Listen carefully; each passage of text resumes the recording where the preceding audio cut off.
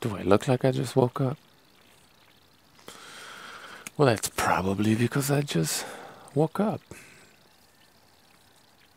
That's okay, we'll have the special effects guy fix that. My face, I mean. Anyway, good morning, everybody. I wanted to talk a little bit about Rhonda Patrick's appearance on the Joe Rogan show.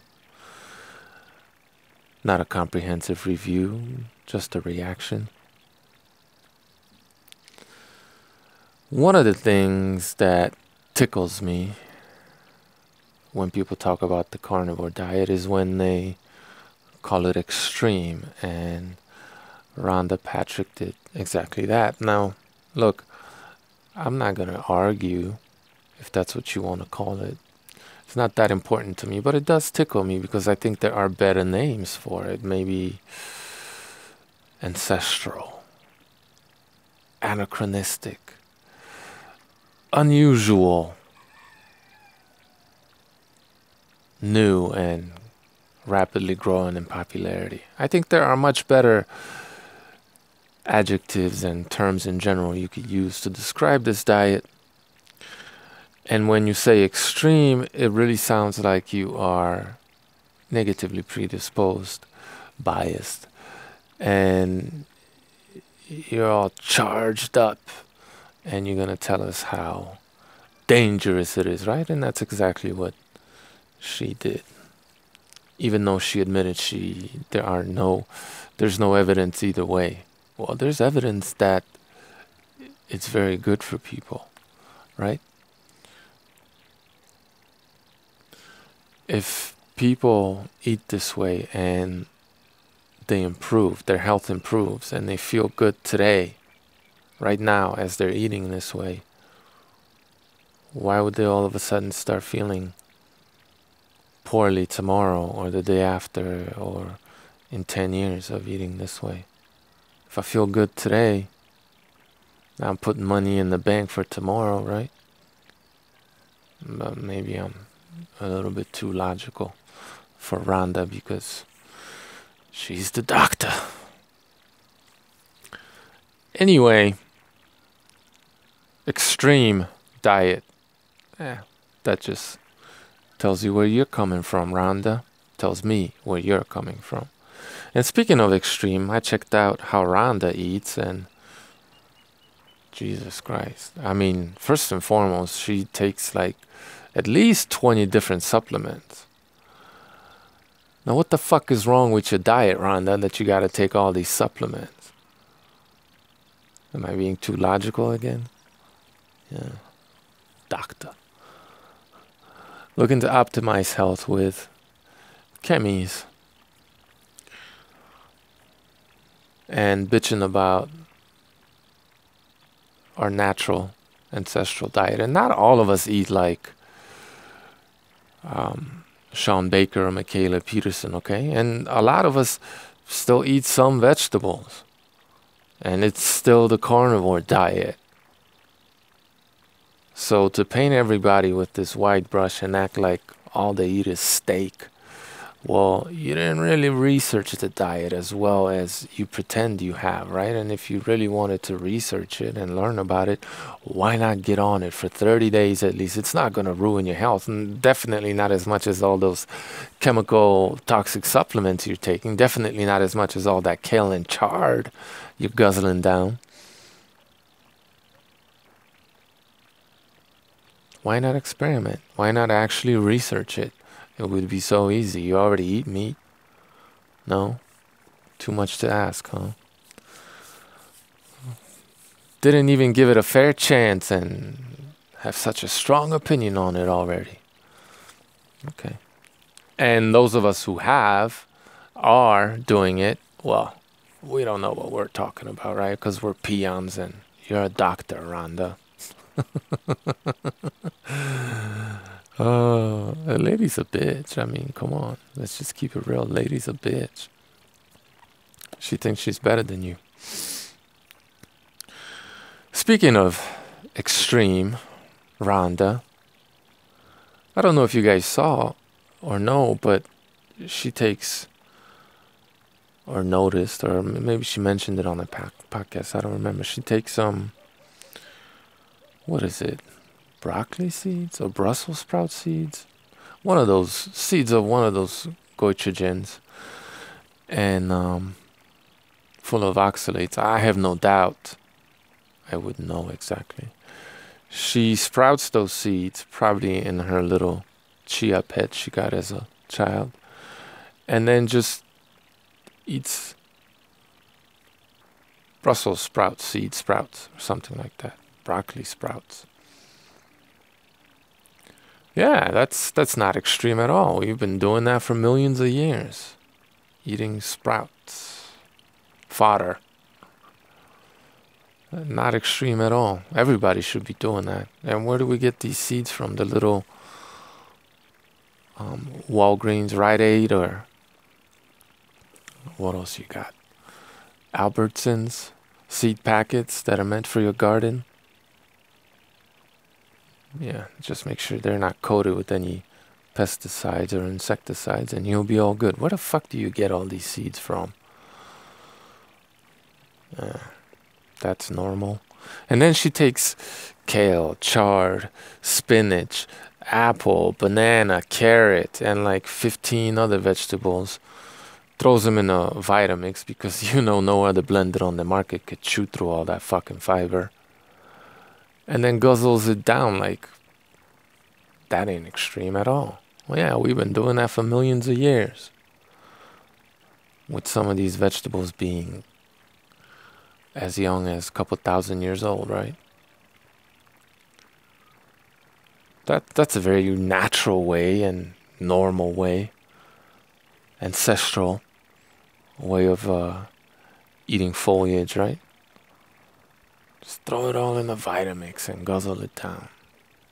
It's not extreme at all. Not at all. Because just because everybody else is doing it, or a lot of people are, that doesn't make it extreme or not, right?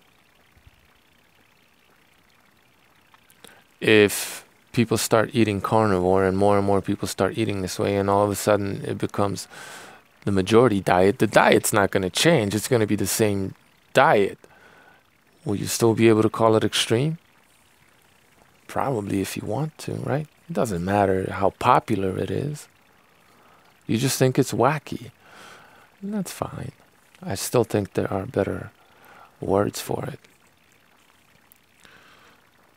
One last thing, and this occurred to me, speaking of comprehensive reviews, when Tristan from Primal Edge was reviewing Rhonda's appearance on the Joe Rogan show, and I was seeing it for the first time on his live stream.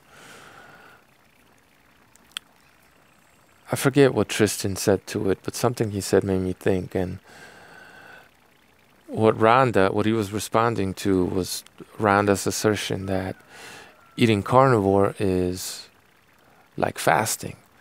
And I'm sitting there, my 5,000 calorie a day ingesting as split over 3 or 4 meals, thinking to myself, how the fuck is what I'm doing like fasting?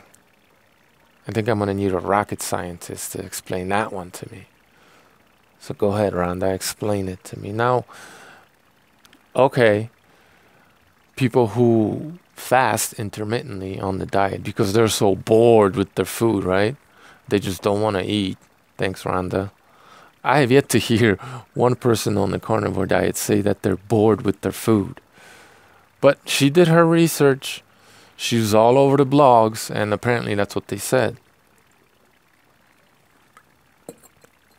It's not because they're coming from eating a nutritionally deficient, be it vegan or SAD diet, and now that they're eating nutritionally dense foods like never before. It's not because of that they just cannot get much of it in, right? It's not because they're just satiated because they're finally eating what they're supposed to be eating. At least when it comes to the quantity. I'm not saying you shouldn't be eating plants. I eat them. It's not because of that. It's because of food habituation. Is that what she called it? Right? People basically essentially get bored with their food. They just get so used to it. And once again, she's painting everybody with the broad brush because the carnivore diet is not as, doesn't have to be as restrictive as you paint it, right? I mean, there's all kinds of meat out there, right? There's, if you just want to speak broadly, you have ruminant animals, red meat. You have pork. You have fish, fowl. I mean, all of those taste different. They're very different as far as flavor goes. And then you could prepare them differently. You could do all kinds of fancy things if you want to. You could eat them raw, cooked. Then you could eat eggs, dairy, which in and of itself comes in a lot of different forms. You could do all kinds of stuff with eggs. And then you garnish it with a little bit of plant, maybe eat a piece of fruit. It's not as restrictive as she painted it. It can be, but I think the studies when it comes to food habituation that she was talking about is, you know, people on a potato diet or something, eating nothing but potatoes. Yeah, it's going to get boring. I have yet to hear a carnivore say that they're bored with their food. Quite to the contrary, actually. But, you know, she knows I'm just a peon. She's a doctor, so she knows, and she did her research. Oh. So, you know, she's looking obviously at Dr. Sean Baker, Michaela Peterson, and she's assuming, I don't know, pretending like everybody else who eats carnivore eats exactly the same way they do, and that could be further from the truth. Organs have a completely different flavor than muscle meat, and every organ is a little bit different, right? Eat some goat testicles and tell me they taste like anything else you've ever tasted. But, you know, she's negatively predisposed toward the diet, so she's going to talk smack. And as far as the carnivore diet being like fasting, yeah, those people that are fasting intermittently, yeah, they're fasting. So it's like fasting because they're fasting. Oh, God. But there are lots of us who aren't doing that. We're not doing one meal a day or what have you. We eat 3 meals a day, maybe more. And we're still getting the benefits. I'm still getting the benefits. So it can't be the fasting, and it can't be that you actually, factually took the time to research this. Honestly, you didn't. Because we're not all the same. We don't all eat the same way. And it's not as restrictive as the diet itself, as you like to paint it. And the thing that, you know, when she said that, she compared this nutrient-rich, nutrient-dense diet to fasting. That made me think, because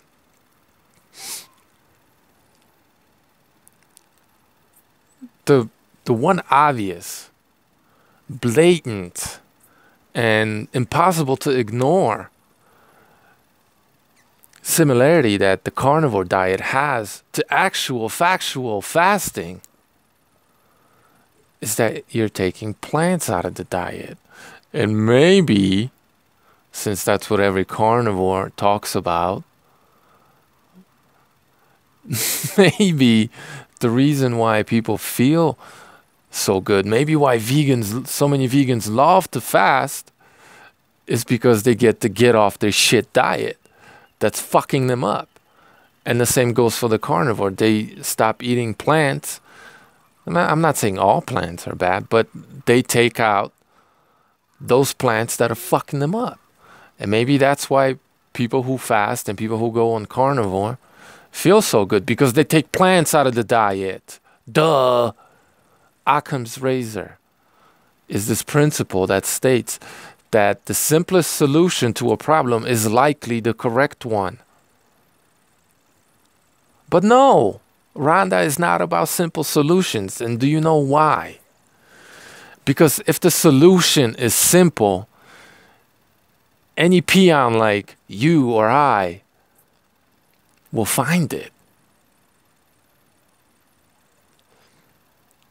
If we're having health problems and we're able to solve them on our own because the solution is blatantly simple, once you get over the years of indoctrination and all the bullshit, right?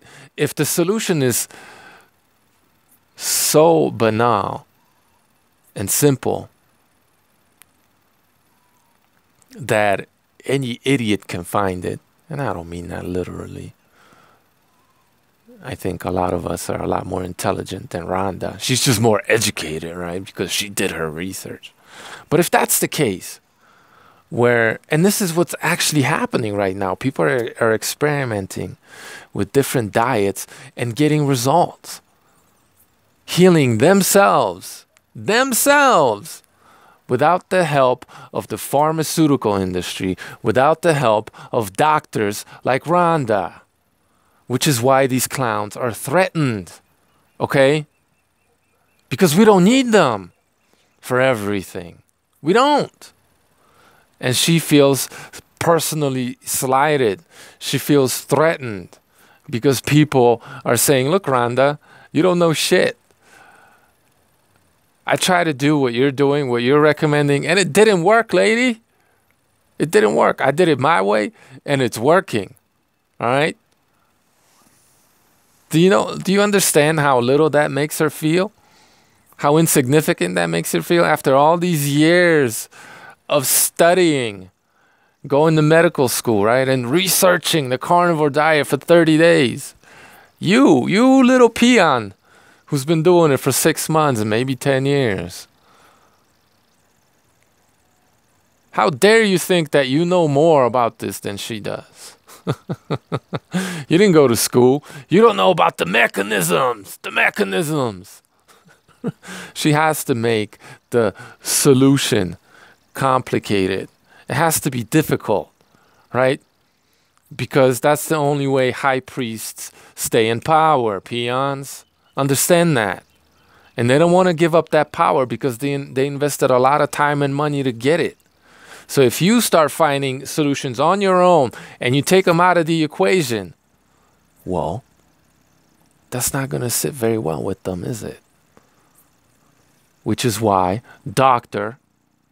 Rhonda Patrick is so biased when it comes to the carnivore diet, which is why she's not really interested in why it is that it's working for so many of us, which is why she's very much interested in finding the most complex, most difficult to understand, quote unquote, solution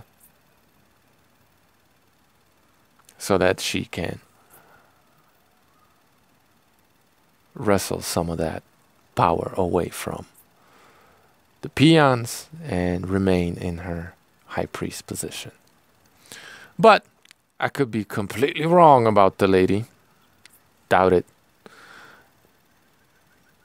These are just my thoughts. This is just what I saw, how I interpreted what's happening, and she is by no means unique in that respect. All right? So thanks for sticking with me through this almost 20-minute long video. And it's probably going to take me 2 days to upload this motherfucker. So see you then.